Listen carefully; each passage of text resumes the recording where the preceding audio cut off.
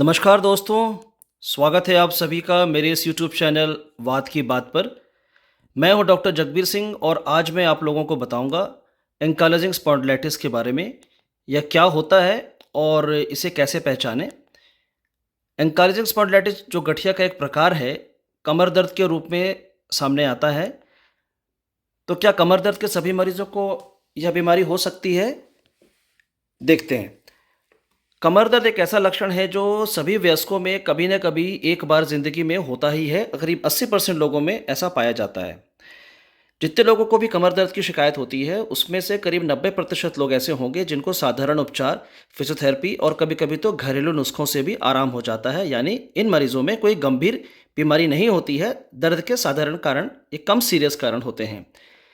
पर कुछ 10% लोग ऐसे भी हो सकते हैं जिनमें कोई गंभीर बीमारी हो, जिसका लंबा इलाज करना पड़े या सर्जरी की ज़रूरत पड़े।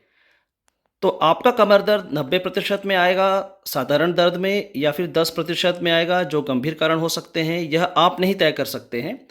इसके लिए आपको अपने डॉक्टर से परामर्श करना चाहिए।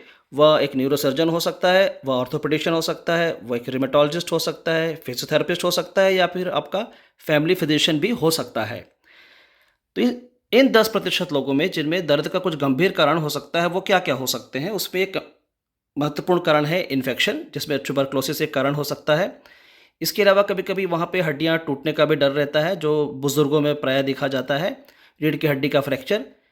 इसके अलावा कभी-कभी कुछ कैंसर भी वहाँ पर पाए जा सकते हैं, और कुछ लोगों में स्लिप डिस्क भी कभी-कभी गंभीर रूप ले लेता है, जहाँ पे सर्जरी की ज़रूरत पड़ती है, पर करीब 90% लोगों में तो सर्जरी की ज़रूरत नहीं पड़ती है।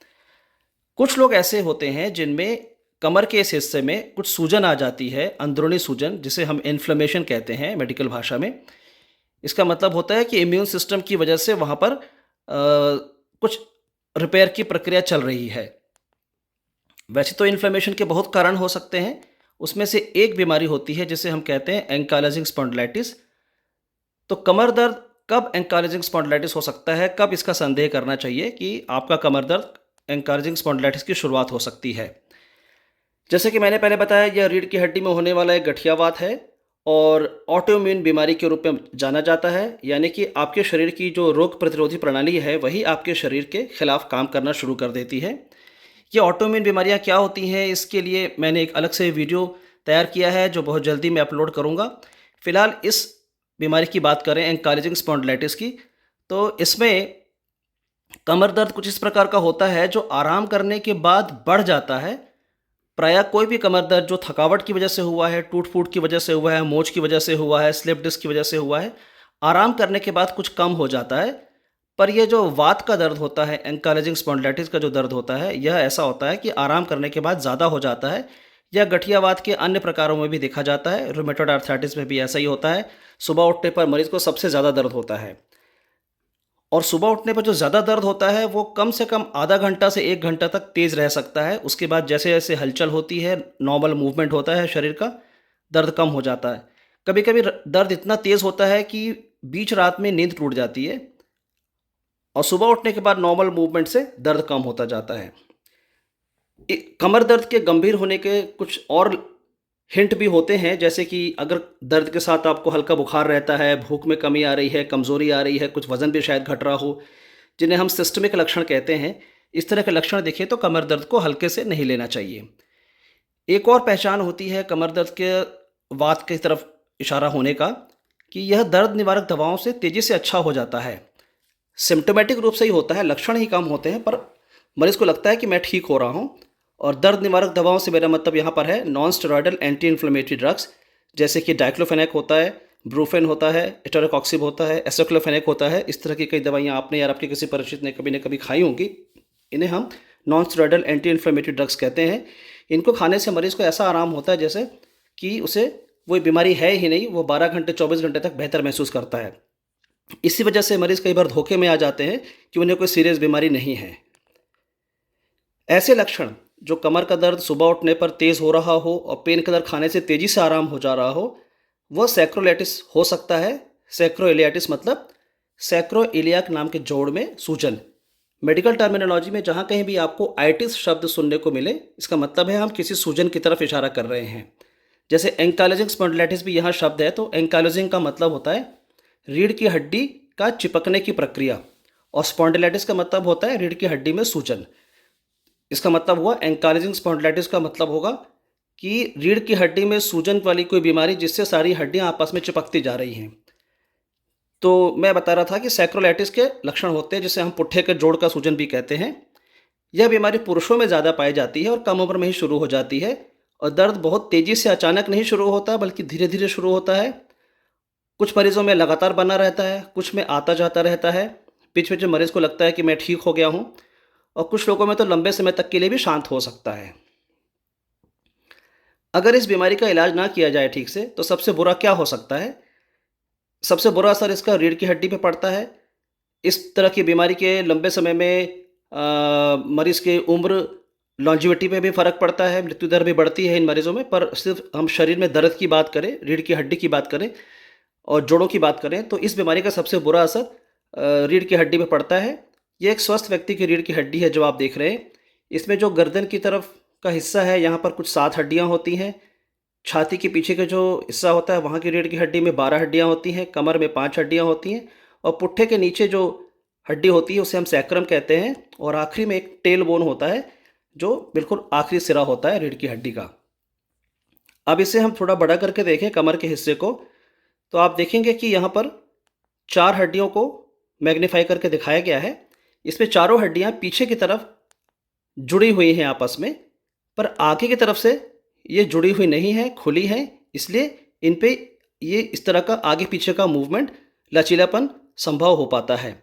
अगर एंकाइलोजिंग स्पॉन्डिलाइटिस जैसी बीमारी हो जिसमें रीढ़ की हड्डियाँ आपस में चिपकने लगती हैं, तो रीढ़ की हड्डी जकड़ जाती है और इसमें आगे पीछे झुकना मुश्किल हो जाता है। ऐसा इसलिए होता है क्योंकि ना सिर्फ पीछे की तरफ से हड्डी जुड़ी हुई है जो नेचुरली जुड़ी होती है, सामने की तरफ से भी हड्डी बढ़ने लगती है और दोनों हड्डियां आपस में चिपक जाने से फ्यूजन हो जाता है। पर ऐसा प्रायः बीमारी के बहुत एडवांस स्टेज में होता है, जब बीमारी बहुत पुरानी हो चुकी होती है। शुरुआती स्टेजेस में हम देखते हैं कि पुट्ठे के जोड़ पर कुछ खराबी नज़र आती है, जो बहुत शुरुआती समय से आपको नज़र आ जाएगी। तो यह पुट्ठे का जोड़ कहाँ होता है और कैसा होता है? यह कमर के निचले हिस्से में होता है, जहाँ नर्सेज आपको इंजेक्शन लगाती हैं। कमर का हिस्सा उसके अंदर कहीं होता है पुट्ठे का जोड़। आप देखेंगे कि ये जो पीछे हड्डी दिख रही है, एक सैक्रम कहते हैं इसे, और जो कूल्हे की हड्डी होती है उसे इलियम कहते हैं। कूल्हे की हड्डी वो हड्डी है जिसके ऊपर आप अपने जीन्स, ट्राउजर्स और पेटीकोट वगैरह बांधते हैं। इन दोनों हड्डियों के जुड़ने से यहाँ पर एक काली दरार सी आपको दिख रही है दोनों तरफ। यह एक जोड़ बनता है हड्डियों के बीच में, जिसे हम कहते हैं सैक्रोइलियाक जॉइंट, और इस जोड़ में सूजन आने को हम कहते हैं सैक्रोइलियाटिस हो गया है, और यह एंकाइलोजिंग स्पॉन्डिलाइटिस की एक मुख्य पहचान है। तो कमर दर्द के अलावा अन्य लक्षण क्या हो सकते हैं इस बीमारी में? तो कमर के अलावा या कूल्हे के जोड़ में भी दर्द पैदा कर सकता है, घुटने में दर्द हो सकता है, एड़ी में दर्द पैदा कर सकता है, टखने के जोड़ में दर्द पैदा कर सकता है। यानी कि ज़्यादा करके ये कमर से नीचे के जोड़ों में ज़्यादा असर करता है। कमर के ऊपर के जोड़ों यानी हाथ के जोड़ों पे भी असर कर सकता है, पर ज़्यादा प्रभाव पैर की तरफ दिखता है। कुछ मरीज़ों में सिर्फ कमर दर्द होता है, हल्का फुल्का कमर दर्द होता है, बहुत बार वो उसे नहीं पहचान पाते हैं, या कई मरीज़ों में दर्द रहता भी नहीं है। और पहला लक्षण सिर्फ आँख में आता है, आँख लाल पड़ जाती है, कम नज़र आने लगता है। यह एक मेडिकल इमरजेंसी हो सकती है, आँख के डॉक्टर से तुरंत मिलना चाहिए। और बहुत बार ऐसा होता है कि मरीज़ हमारे पास आँख के डॉक्टर के द्वारा रेफ़र किया होता है। जब आँख के डॉक्टर देखते हैं कि मरीज़ की आँख बार बार लाल हो रही है, उसका कोई दूसरा कारण उन्हें नहीं दिख रहा है, रूटीन ऑफ्थेल्मोलॉजिकल कारण नहीं दिख रहा है, और ऐसा उन्हें लगता है कि यह गठियावात के कारण हो सकता है, तब वह पेशेंट को हमारे पास रेफ़र करते हैं। तो जब भी मरीज़ हमारे पास आते हैं तो हम पहचान कैसे करते हैं कि उसे गठियावात या एंकाइलोजिंग स्पॉन्डिलाइटिस इस केस में है या नहीं? तो इसमें ब्लड में जो जांच की जाती है उसमें सबसे इम्पॉर्टेंट जांच होती है जिसे हम कहते हैं इन्फ्लेमेटरी मार्कर्स, ईएसआर और सीआरपी। इनके नापने से यह पता चलता है कि शरीर में सूजन वाली प्रक्रिया कितनी चल रही है, और इसका वैल्यूज़ बढ़ जाए तो हम मानते हैं कि अंदर सूजन चल रहा है। इसके अलावा एक जांच हम और करते हैं, HLA-B27।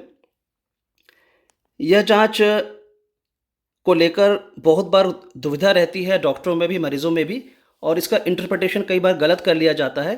तो इस HLA-B27 के बारे में मैंने एक अलग से वीडियो बनाया है जो बहुत जल्दी मैं अपलोड करूँगा। फ़िलहाल इस वीडियो में एंकाइलोजिंग स्पॉन्डिलाइटिस के इस चर्चा के संदर्भ में मैं बता दूँ कि ब्लड टेस्ट के अलावा हम रीढ़ की हड्डी को डायरेक्ट भी देखना चाहते हैं, जो हम एक्स-रे के रूप में देख सकते हैं। पर बहुत बार बीमारी की शुरुआती स्टेज में एक्स-रे में खराबी नज़र नहीं आती है, तब एमआरआई करके देखना होता है, तब एमआरआई से बीमारी की पहचान हो जाती है। पर इन सभी जाँचों के से ज़्यादा इम्पोर्टेंट होता है कि मरीज़ के लक्षण कैसे हैं? मरीज़ का कमर दर्द ऐसा है क्या जो सुबह उठने पर सबसे ज़्यादा होता है, आधा पौन घंटा तक तेज़ रहता है, हलचल के साथ कम हो जाता है? अगर ऐसा दर्द है तभी इन ब्लड टेस्ट और एक्स-रे, एमआरआई का कुछ मतलब होता है। तो आज का वीडियो आपको कैसा लगा कमेंट करके बताएँ और आगे भविष्य में गठियावात के बारे में आप क्या कुछ और जानना चाहेंगे, वो भी कमेंट करके बताएँ। इस वीडियो को लाइक करें, मेरे चैनल को सब्सक्राइब करें। Thank you.